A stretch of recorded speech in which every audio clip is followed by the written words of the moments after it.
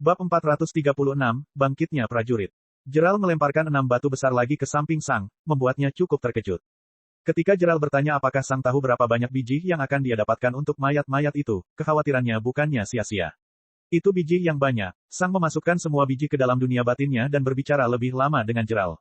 Kemudian, dia berangkat ke gua. Armornya membutuhkan 2 minggu lagi untuk diselesaikan. 2 minggu berikutnya, tidak terjadi apa-apa, dan Sang mendapatkan baju besinya.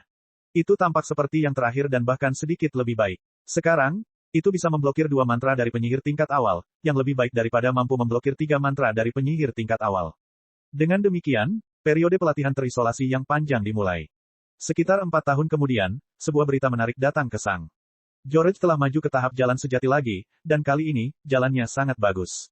Itu sama bagusnya dengan milik Mervyn, dan itu luar biasa. Selain itu, George telah menjalani infus garis darah dibandingkan dengan Mervyn. Saat ini, beberapa pejuang telah berhasil mencapai tahap jalan sejati awal, dan Mervyn juga telah mencapai tingkat tersebut.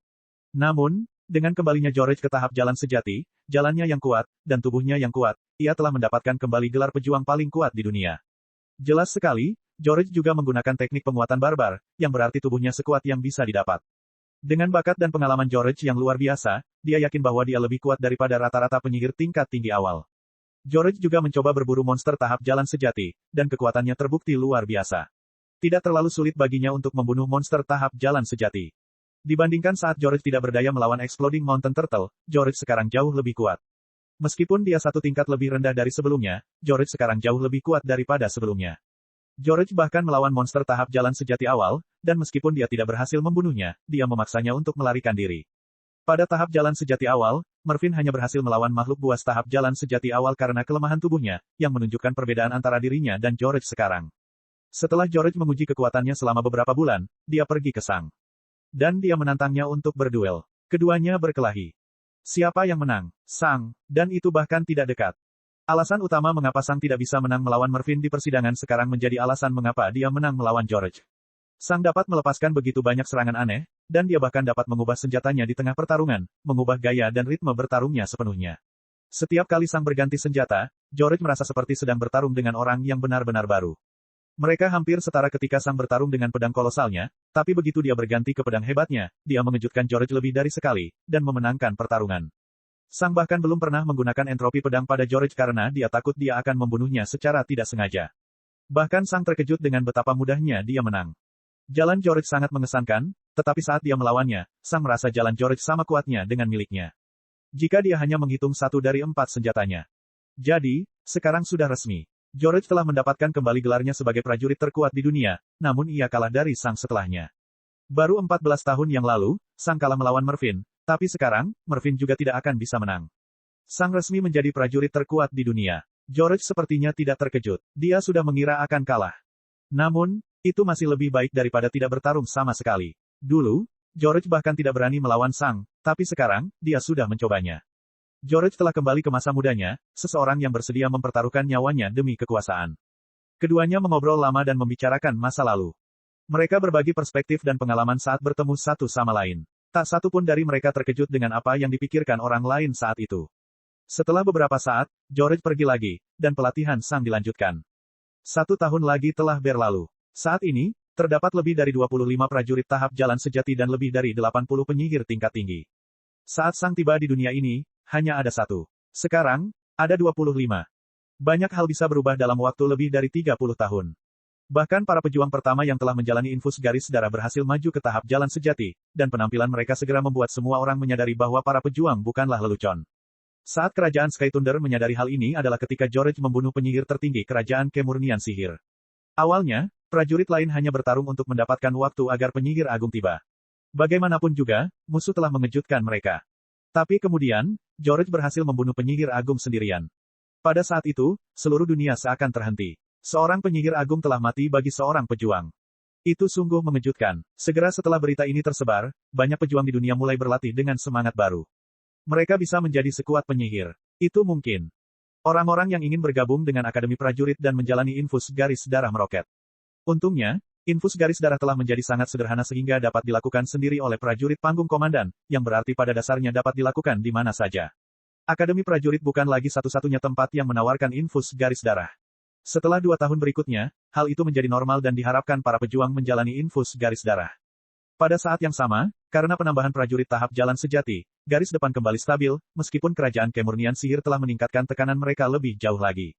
Bantuan dari para pejuang tahap jalan sejati telah menjadi bagian integral dan tak ternilai harganya. Sementara pasukan garis depan kerajaan Skythunder bersukacita atas kedatangan para prajurit, Dewan dan Adipati tidak menyukainya. Mereka mulai merasa terancam. Mereka diam-diam dan bahkan terbuka melawan para pejuang di masa lalu, dan mereka takut akan pembalasan. Bagaimana jika para pejuang menjadi cukup kuat untuk mengancam Dewan? Lalu apa yang akan mereka lakukan? Selain itu, mereka masih merasa bahwa para pejuang berada di bawah mereka. Para pejuang selama ini hanya melakukan pekerjaan petani di garis depan. Mereka hanya menjadi umpan meriam sehingga para penyihir dapat melakukan tugasnya. Prajurit adalah anjing. Mereka ada di sana untuk melayani para penyihir. Dan dengan itu, fokus Dewan dan Adipati beralih dari garis depan kembali ke para prajurit. Mereka harus menghadapi ancaman ini. Dan mereka tahu dari mana mereka akan memulai. 1 tahun lagi berlalu. Sang saat ini sedang berlatih di gua lagi. Saat ini, dia berusia 55 tahun, dan dia telah berada di dunia ini selama lebih dari 40 tahun. Dari seorang bocah lelaki, ia telah berubah menjadi seorang lelaki tegar yang tampak berusia akhir 20-an. Sang berada di puncak hidupnya. Tapi hari ini, sesuatu terjadi. Bahkan, dia mendapat pengunjung mendadak. Pseudo Spirit Sense milik Sang telah menangkap sesuatu yang bergerak ke arahnya. Itu bukan manusia. Itu bukanlah binatang. Ketika Sang melihatnya mendekat, dia merasa jantungnya seperti berhenti berdetak. Ia berharap tebakannya tidak terbukti benar. Benda itu mendekat dan berhenti di depan Sang. Pedang meninggalkan tangan Sang dan melayang ke benda itu, menyentuhnya. Apa masalahnya? Itu adalah tombak George, dan itu sendirian. Dan kemudian, kata-kata yang paling ditakuti Sang memasuki pikirannya. George dibunuh oleh penyihir tingkat tinggi awal, SWOT mentransmisikan. Bab 437, Nenek Moyang Semua Prajurit. Gerald, aku ingin kamu datang ke sini sekarang juga, kata Sang pada communication crystal miliknya. Apakah terjadi sesuatu? Gerald bertanya dengan suara serius. Ya, sesuatu yang serius telah terjadi. Datanglah ke gua, jawab Sang. Apakah kamu dalam bahaya? Gerald bertanya. Tidak.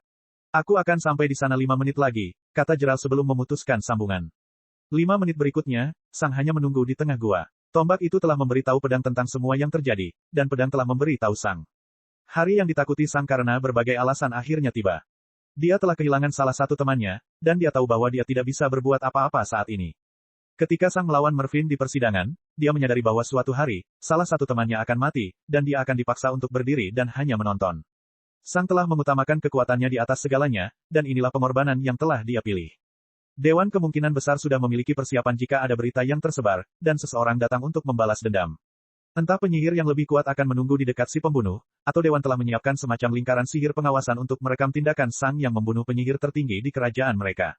Dalam kedua kasus tersebut, Sang akan mati. Saat Sang menunggu dalam kegelapan, ingatannya tentang George bermain di benaknya.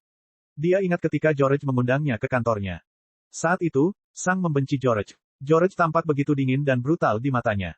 Namun, seiring berjalannya waktu, Sang menyadari bahwa George sebenarnya telah berkorban banyak demi para pejuang. Tanpa dia, para pejuang akan tetap menjadi anjing para penyihir. Tidak akan ada infus garis darah. Tidak akan ada prajurit tahap jalan sejati. Tidak akan ada teknik pelatihan dasar untuk kelas Caterpillar. Dan tanpa George, Sang tidak akan pernah mencapai poin sebanyak itu dalam ujiannya, sehingga secara efektif menjadikan penghargaan yang telah diberikan Sang kepada dunia juga sebagai salah satu pencapaian George. Dia telah merintis jalan menuju jalan kesatria. Bahkan ketika George telah mencapai usia 160 tahun, dia masih ingin memulai hal baru. Dia telah melalui kehancuran yang mengerikan di jalannya dan berhasil menciptakan jalan yang lebih baik lagi. Dia juga menjadi prajurit pertama yang membunuh penyihir agung. George adalah seorang legenda. Dia adalah nenek moyang semua pejuang. Dan cara dia meninggal sungguh menyedihkan. Penyihir tingkat awal racun telah melakukan penyergapan di zona Empress Cobra. Dari waktu ke waktu, George meninggalkan zona Storm Eagle untuk bertarung melawan berbagai binatang buas di zona Empress Cobra, dan di sanalah penyihir agung telah mempersiapkan segalanya. Segera setelah George tiba di dekat penyihir agung, dia mengaktifkan lingkaran sihir besar yang mengisolasi lingkungan sekitar, pada dasarnya menjebak George dalam sangkar raksasa. Kemudian, dia menggunakan jutaan kristal mana racun untuk mengisi seluruh area dengan racun. George telah secara agresif menyerang penghalang itu, menghancurkan kristal mana dalam jumlah besar yang digunakan untuk menyalakannya. Namun, mana yang ada terlalu banyak. Jumlah uang yang dikeluarkan dengan menggunakan kristal mana ini mungkin mencapai sekitar 10 mayat binatang tahap jalan sejati. Pada akhirnya, racun tersebut menghabiskan seluruh energi kehidupan George dan mengubahnya menjadi mayat yang tercemar. Menurut tombaknya, George terlihat sangat mirip dengan mayat Kiva Orpheus setelah Sang menenggelamkannya dalam racun. Setelah itu, jenazah George disimpan di Space Ring, dan penyihir agung pergi. Saat itulah tombak itu melarikan diri. Sebelum George meninggal, dia mengirimkan kata-kata terakhirnya ke tombaknya, dan tombak itu terkubur ke dalam tanah saat George meninggal. Tombak itu terus menggali tanah hingga memasuki gua. Saat ia terbang melalui gua, binatang-binatang itu mengabaikannya sama sekali. Bagi mereka, tombak itu hanyalah batu terbang.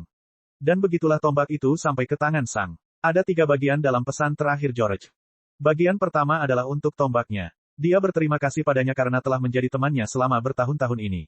Bagian kedua untuk Sang dan Gerald. Terima kasih telah menjadi temanku di dunia yang tidak bersahabat ini. Aku selalu merindukan bumi dan ingin kembali, tapi berkat kalian berdua, aku berhasil menemukan rumah di tempat ini.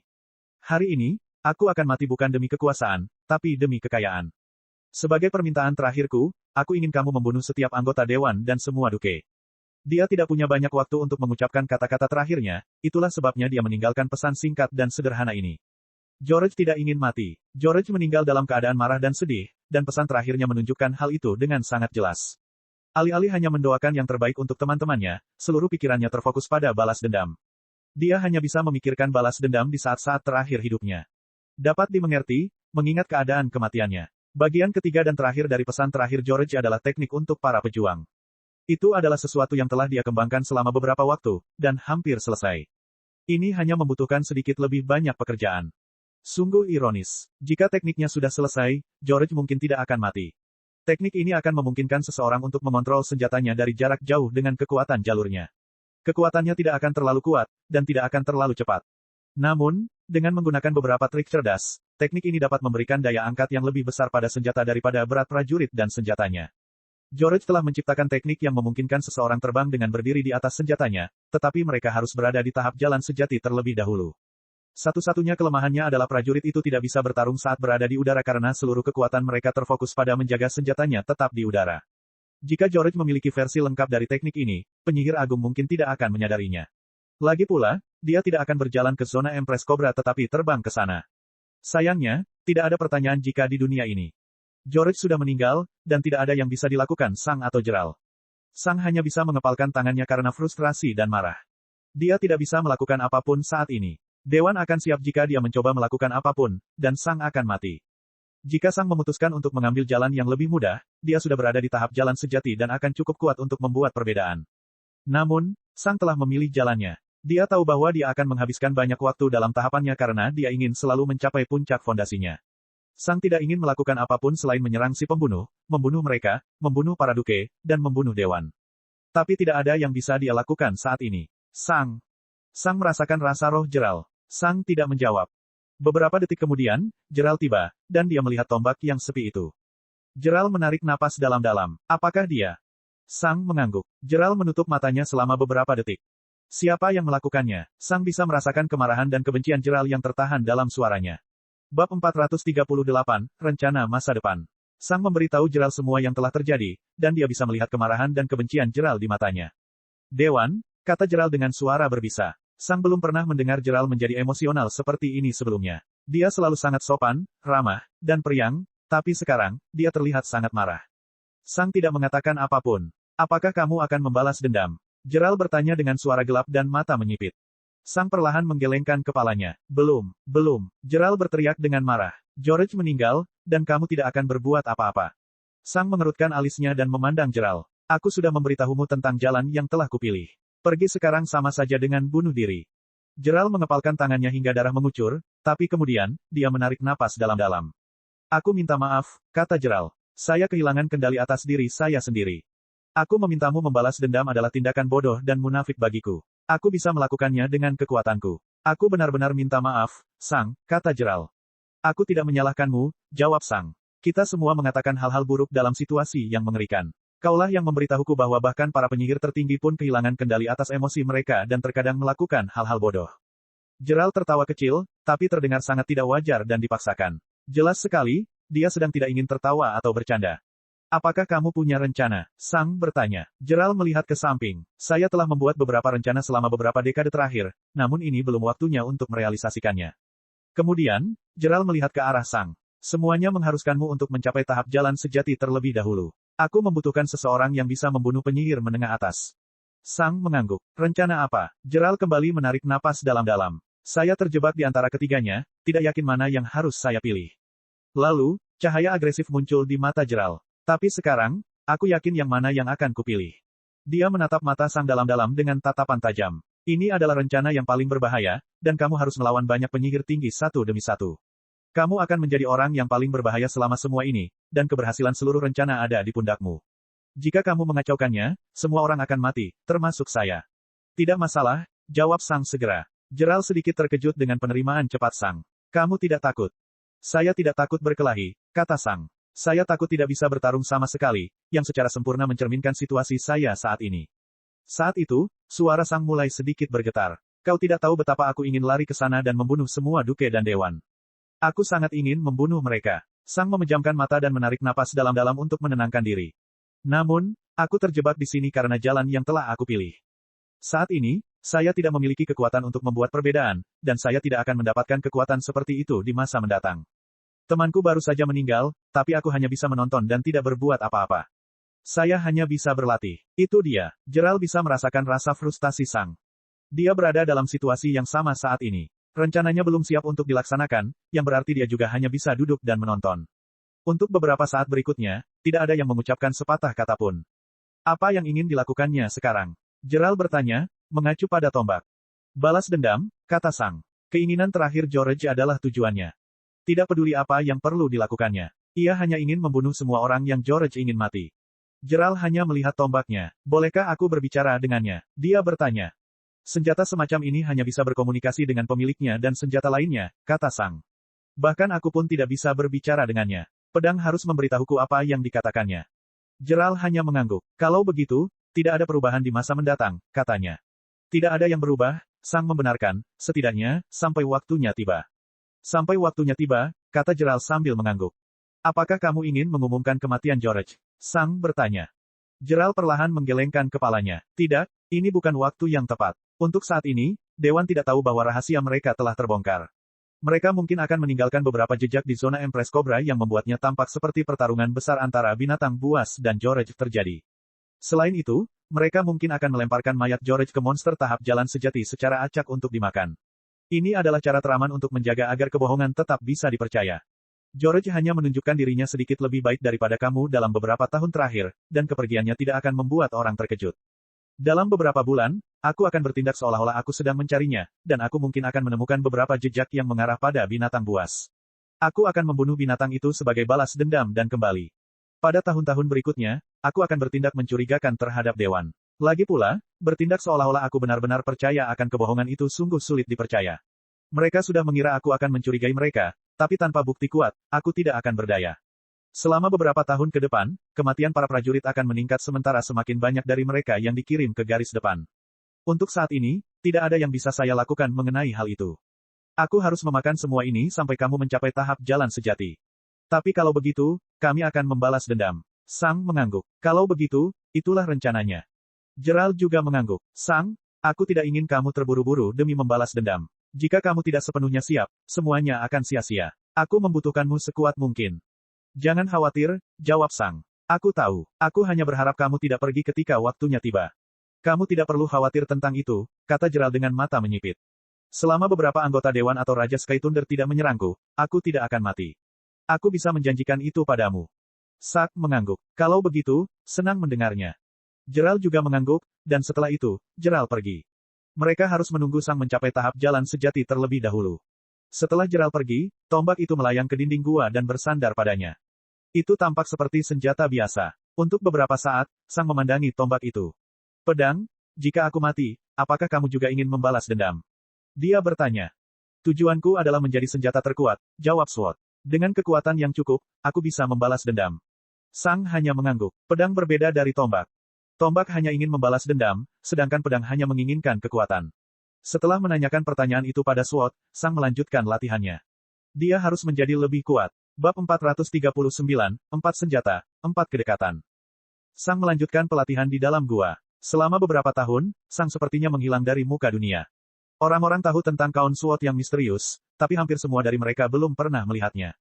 Beberapa orang bahkan meragukan Count Sword benar-benar ada. Lagi pula, seseorang pasti pernah melihatnya di suatu tempat, bukan? Namun, jauh di dalam gua, Sang berlatih keras setiap hari.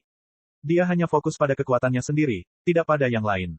Dan kemajuannya sangat mencengangkan. Ketika Sang baru saja mencapai tahap komandan puncak, dia akan memiliki kesempatan untuk membunuh rata-rata penyihir tingkat tinggi awal.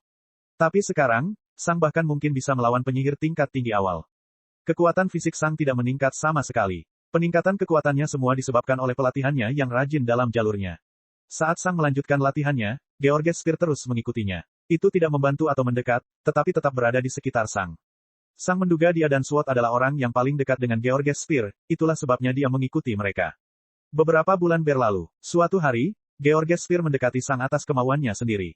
Sang sedikit terkejut karena tombak itu belum pernah memulai percakapan sebelumnya. Pedang meninggalkan tangan Sang dan melayang ke arah tombak, menyentuhnya. Ini menanyakan mengapa kamu tidak memanfaatkan afinitasmu, kata Sword kepada Sang. Karena aku ingin melatih ilmu pedangku, jawab Sang sambil melihat ke arah tombak.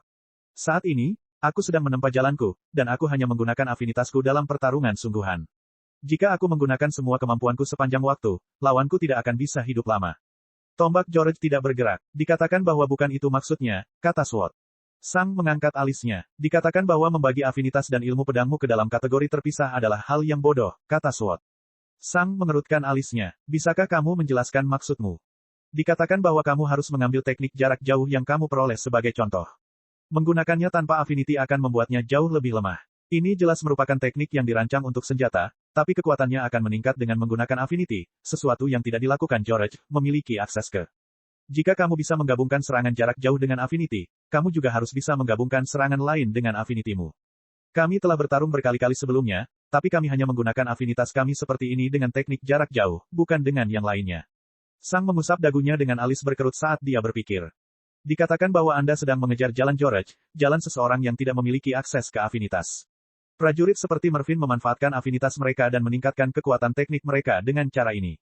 Mereka tidak pernah menyerang hanya dengan senjata mereka. Dalam beberapa bentuk, afinitas mereka selalu menjadi bagian dari serangan dan pertahanan mereka. Sang mengingat kembali pertarungannya dengan Mervyn sekitar 18 tahun lalu. Benar saja, Mervyn telah menggunakan metal affinity miliknya di hampir setiap serangan.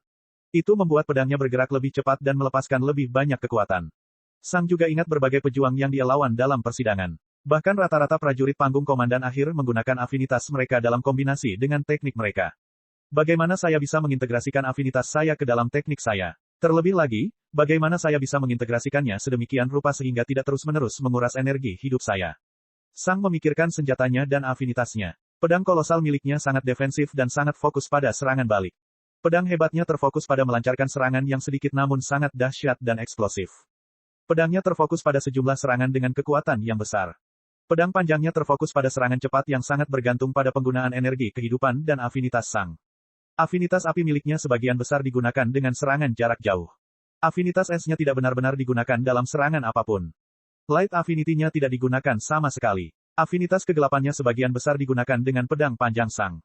Pastinya ada banyak potensi yang belum dimanfaatkan di sana, pikir Sang. Lalu, Sang mendapat ide. 4 kedekatan, 4 senjata. Mungkin aku bisa membedakan lebih jauh berbagai senjata dengan juga menciptakan serangan yang mengikuti salah satu afinitas. Tidak semua afinitas cocok untuk semua senjata. Misalnya, afinitas kegelapan saya tidak terlalu berguna dengan pedang kolosal atau pedang hebat saya. Kerusakan tambahan yang dihasilkannya lebih merupakan per hit dibandingkan pengganda kerusakan yang ada. Pada saat yang sama, Ice Affinity-ku dapat meningkatkan kekuatan senjataku, menjadikannya sebaliknya, tapi aku jarang menggunakannya sedemikian rupa karena tidak sebanding dengan energi kehidupannya. Saya tidak perlu menggunakan semuanya dengan segalanya. Tentu saja, saya masih bisa menggunakan es dan api untuk bergerak, tetapi ketika menyangkut serangan, akan baik-baik saja jika saya merancang teknik saya berdasarkan senjata dan afinitas tertentu. Bagaimana cara menugaskannya? Yang paling mudah adalah pedang panjangku. Pedang panjangku dan afinitas kegelapanku berjalan beriringan dengan sempurna. Yang berikutnya sedikit lebih sulit. Untuk sabreku, aku bisa membayangkan api dan es. Dengan es, saya akan meningkatkan kekuatan serangan cepat saya, sementara api akan melakukan hal yang sama tetapi dengan cara yang berbeda.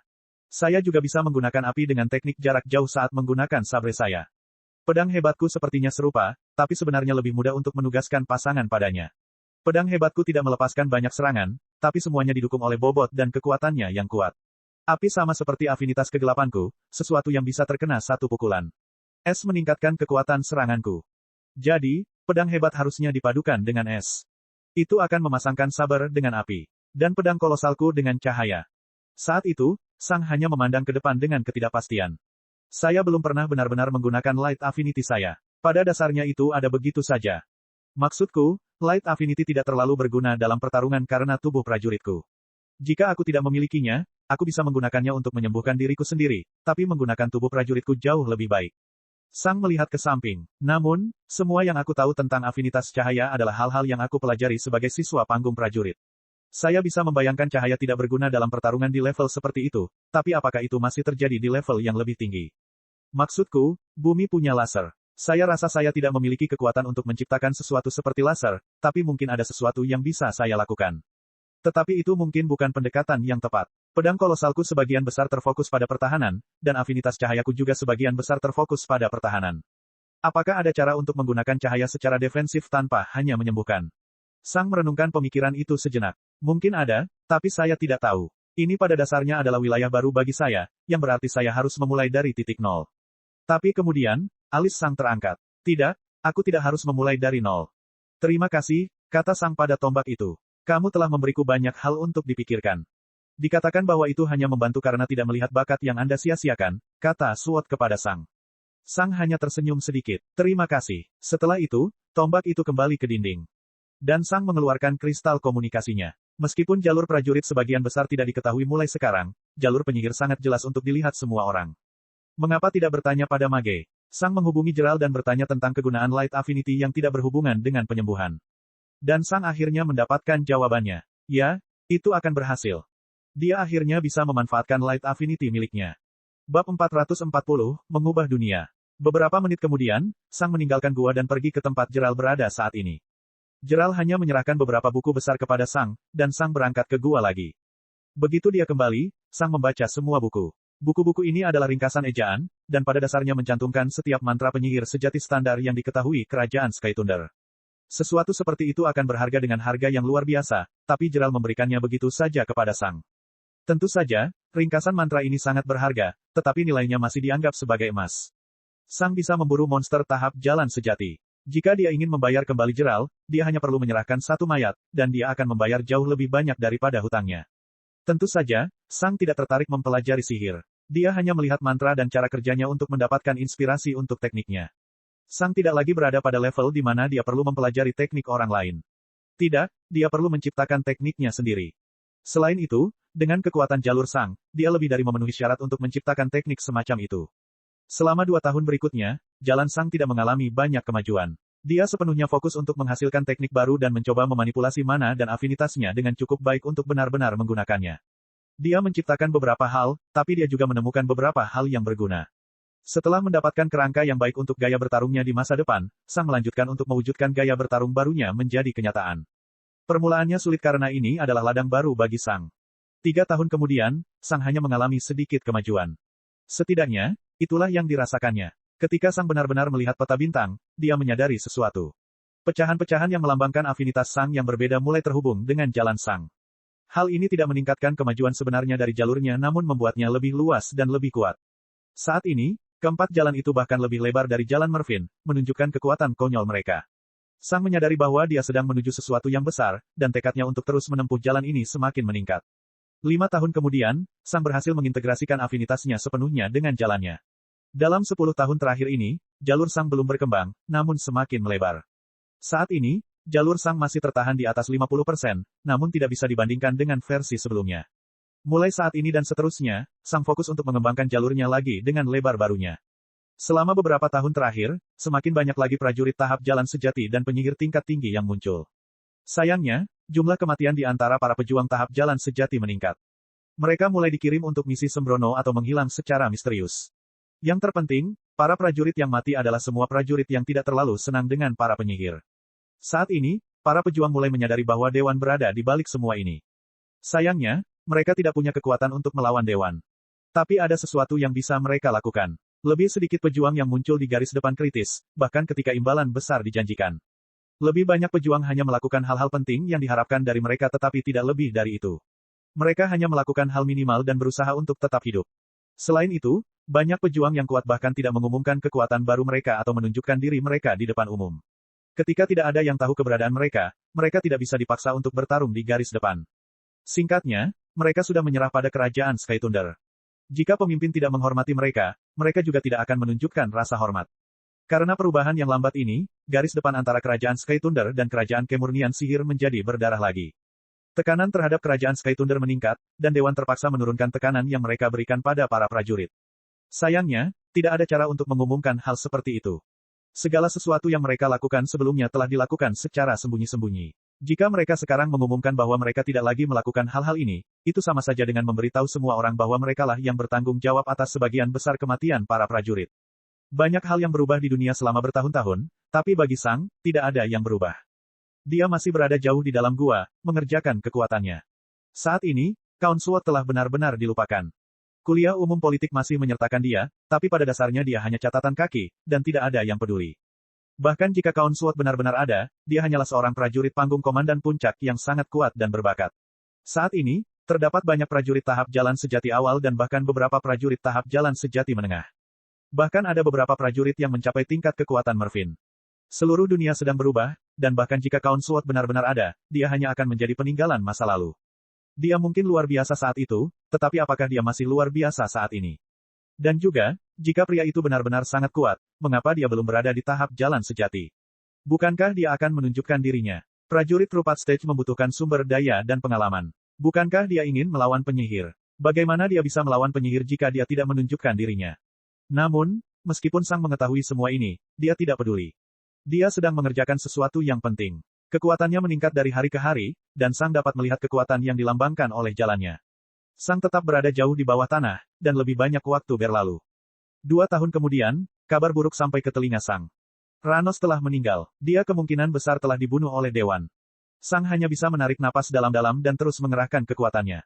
Ini adalah masa depan yang dia pilih. Dia tahu bahwa semakin banyak orang yang dia kenal akan meninggalkannya. Satu-satunya hal yang bisa dia lakukan adalah berlatih. Kekuasaan adalah hal terpenting baginya. 1 tahun kemudian, Soran meninggal. Dia juga kemungkinan besar dibunuh oleh Dewan. Sang masih ingat wakil dekan. Soran tidak pernah benar-benar menjadi penggemar terbesar Sang, tetapi tetap menyedihkan melihat salah satu murid George pergi.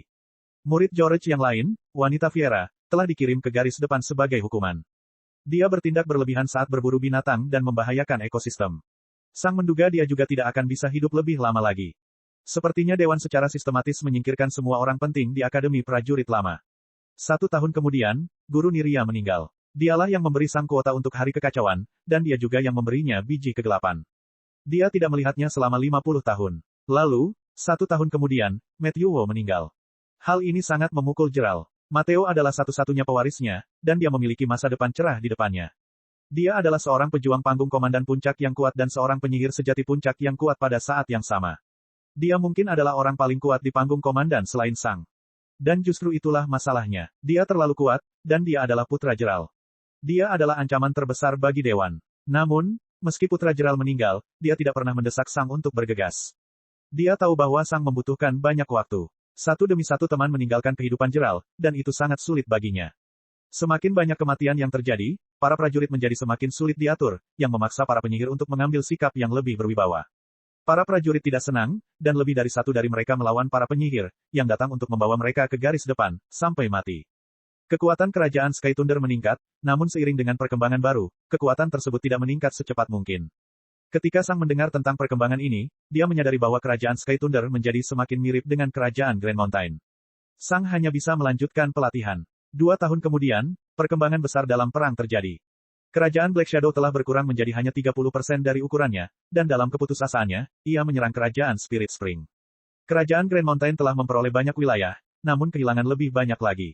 Saat ini, hampir seluruh tanah aslinya ditempati oleh kerajaan Sky Thunder. Kerajaan Sky Thunder telah berlipat ganda ukurannya, dan kerajaan Grand Mountain serta kerajaan Black Shadow berbagi wilayah kerajaan Black Shadow yang asli. Saat ini, kerajaan Sky Thunder menguasai bagian selatan, tenggara, barat daya, barat, dan barat laut. Kerajaan itu bahkan menjadi sedikit lebih besar dari kerajaan kemurnian sihir. Mereka bahkan harus membentuk dewan tambahan yang terdiri dari para mantan adipati untuk mengendalikan wilayah barat. Namun, pengkhianatan kerajaan Black Shadow yang tiba-tiba mengubah keseluruhan perang. Kerajaan kemurnian sihir benar-benar berhenti memberikan tekanan pada kerajaan bayangan hitam, memusatkan seluruh kekuatannya pada kerajaan Sky Thunder. Kerajaan Grand Mountain terus menyerang kerajaan Black Shadow untuk memaksa mereka menyerang kerajaan musim semi roh dengan lebih agresif. Sementara itu, kerajaan Sky Thunder harus melawan kerajaan kemurnian sihir dan juga harus membantu kerajaan musim semi roh melawan kerajaan bayangan hitam. Kebrutalan yang hebat di garis depan kerajaan Sky Thunder memaksa mereka untuk mewajibkan hampir semua prajurit untuk berperang, namun para prajurit tidak senang sama sekali. Hanya masalah waktu sebelum perang saudara pecah, dan semua orang mengetahuinya. 5 kerajaan 50 tahun yang lalu masih damai dibandingkan dengan yang ada saat ini. Kerajaan Grand Mountain sedang sekarat. Kerajaan Black Shadow sedang sekarat. Kerajaan musim semi-roh sedang sekarat. Kerajaan Sky Thunder berada di ambang kehancuran. Hanya kerajaan kemurnian sihir yang agak stabil, tetapi mereka juga tidak menjalaninya dengan mudah. Seluruh dunia menjadi kacau balau. Sang sekarang berusia 73 tahun, dan dia tampak seperti seseorang berusia akhir 30-an. Dia sudah lama berada di gua. Saat ini, jalurnya sudah sekitar 80% selesai. Hanya 20% lebih. Namun, 20% ini mewakili satu dekade pelatihan lagi. Sang memperkirakan bahwa dia hanya akan mencapai tujuannya ketika dia berusia sekitar 85 tahun. Seperti apa dunia dalam satu dekade ke depan? Cek. Rakan-rakan kultivator sekalian, sebelum retret, sila terus berkultivasi untuk jurus subscribe, like, share dan komentar agar sekte novel Sadim terus berkembang pesat.